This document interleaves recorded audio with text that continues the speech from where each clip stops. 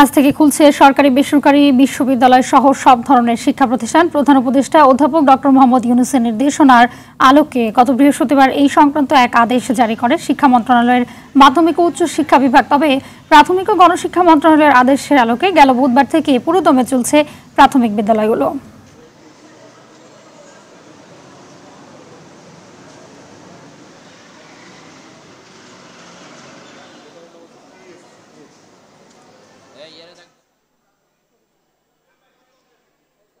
ছাত্রদের যে পরিবর্তনের একটা ফ্লো তৈরি হয়েছে, সেটাই তারা সব প্রতিষ্ঠানে, সব দেশে, সব ক্ষেত্রে তারা এই সংস্থাটা চাচ্ছে যে এখানে একটা সাম্যতা প্রতিষ্ঠিত হোক, যাতে কোনো অনিয়ম না হয়। প্রিন্সিপাল পদত্যাগ করার সাথে সাথে আমরা ক্লাসে আশা করি অংশগ্রহণ করতে পারবো এবং শিক্ষার্থীদের উপকার হবে। আমাদের মূল দাবিটা হচ্ছে আমাদের উল্লিখিত 3 জন শিক্ষক আছেন, অধ্যক্ষ, বাংলা বিভাগের একজন শিক্ষক এবং হচ্ছে যে শারীরিক শিক্ষা বিভাগের একজন শিক্ষক, এই 3 জনের পদত্যাগ।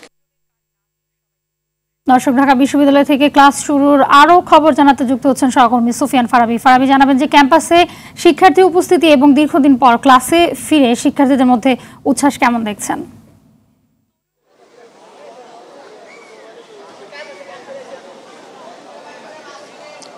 হাবিবা, আমি রয়েছি এই মুহূর্তে ঢাকা বিশ্ববিদ্যালয়। যেমনটি আপনি বলছিলেন, আমরা রয়েছি কেন্দ্রীয় গ্রন্থাগারের সামনে।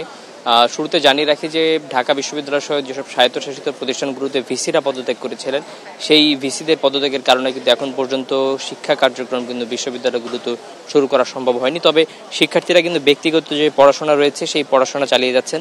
আমরা বিশ্ববিদ্যালয়ে এসেই দেখেছি যে প্রাইভেট যেই ঢাকা বিশ্ববিদ্যালয়ে কিন্তু গ্রন্থাগার আছে, সেই গ্রন্থাগারে কিন্তু অসংখ্য শিক্ষার্থীরা উপস্থিত হয়েছেন এবং তারা ব্যক্তিগত যে পড়াশোনা সেই পড়াশোনা চালিয়ে যাচ্ছেন। এবং তারা বলছেন যে যদি দ্রুত সময়ের মধ্যে বিশ্ববিদ্যালয়ের যে প্রধান অভিভাবক তথা ভাইস চ্যান্সেলর যদি নিয়োগ হয়ে যায়, তাহলে তারা শিক্ষা কার্যক্রমে ফিরতে পারবেন। এবং এর মধ্যে তারা আরেকটা দাবি জানাচ্ছেন যে এমন লোককেই তারা আসলে বিশ্ববিদ্যালয়ের ভিসি হিসেবে দেখতে চান, যারা আসলে প্রকৃতপক্ষে শিক্ষা এবং গবেষণা নিয়ে কাজ করবেন এবং যারা বিশ্ববিদ্যালয়ের পরিবেশটাকে বিশ্ববিদ্যালয়ের মতো করে রাখবেন, সেরকম ভিসি কিন্তু তারা প্রত্যাশা করছেন। অন্যদিকে প্রাথমিক শিক্ষা কিন্তু দেশের অধিকাংশ জায়গায় শুরু হয়ে গেছে, কিন্তু তবুও ঢাকার কয়েকটি প্রতিষ্ঠানে কিন্তু আমরা একটু ভিন্ন চিত্র দেখেছি। বিভিন্ন জায়গায় প্রিন্সিপালদের অপসারণের দাবিতে কিন্তু শিক্ষক এবং শিক্ষার্থীরা কিন্তু কর্মবিরতিতে রয়েছেন এবং শিক্ষার্থীরা কিন্তু ক্লাসে অংশগ্রহণ করছেন না।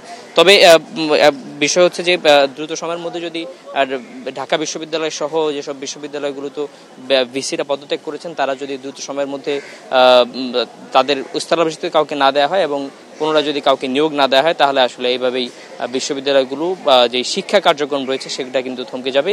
তবে এর মধ্যেও একটা সুসংবাদ হচ্ছে যে সকল ধরনের প্রশাসনিক যেসব কার্যক্রম রয়েছে, শিক্ষার্থীদের প্রয়োজনে যেসব প্রশাসনের যেই কার্যক্রমগুলো স্বাভাবিক থাকার কথা, সেগুলো কিন্তু স্বাভাবিক রাখা হয়েছে এবং সেগুলো কিন্তু সচল রয়েছে। হাবিবা, এই ছিল ঢাকা বিশ্ববিদ্যালয় থেকে আমার কাছে থাকা সর্বশেষ তথ্য। ধন্যবাদ আপনাকে।